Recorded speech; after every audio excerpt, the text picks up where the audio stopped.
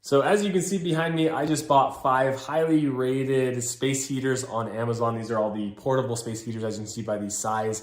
And in today's video, I want to talk about the pros and cons of each one of these. The price range from these goes from all the way to $80 all the way down to $30. So there's a good range here. So I want to talk about what is the best bang for your buck and ultimately what my overall recommendation is on which one of these is the best. Now, before we jump into each one of these individually and turn them on and show you how they kind of work, I do want to talk about what they all have in common.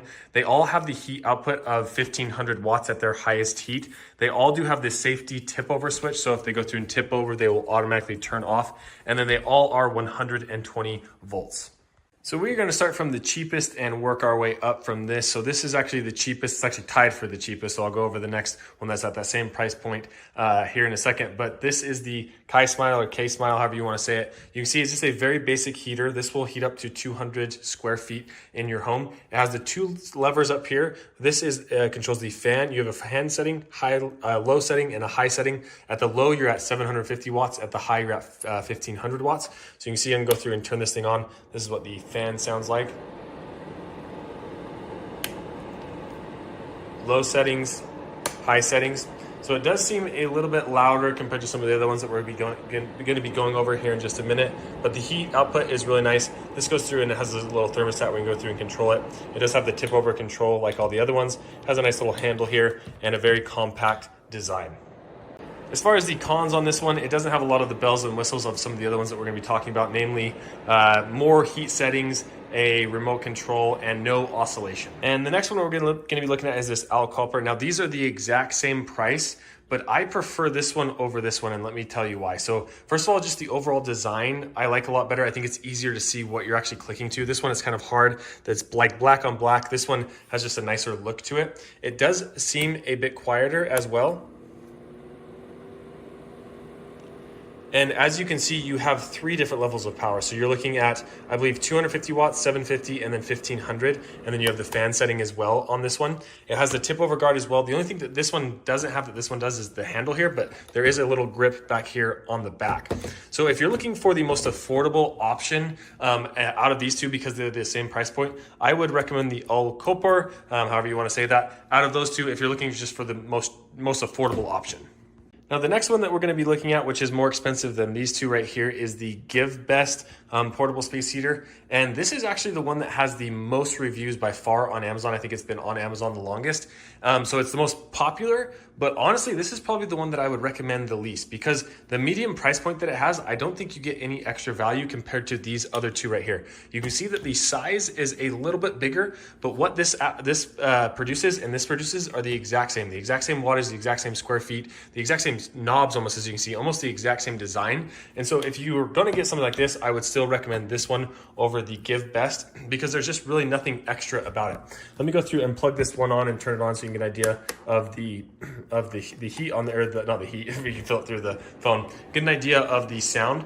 You can hear it is a little bit quieter than these two, so if that's really that valuable to you, you could go with this one, and this is just the fan setting. We turn on the heat. It's slightly quieter, but like I said, it produces the exact same heat, exact same square footage, but is more expensive than these two.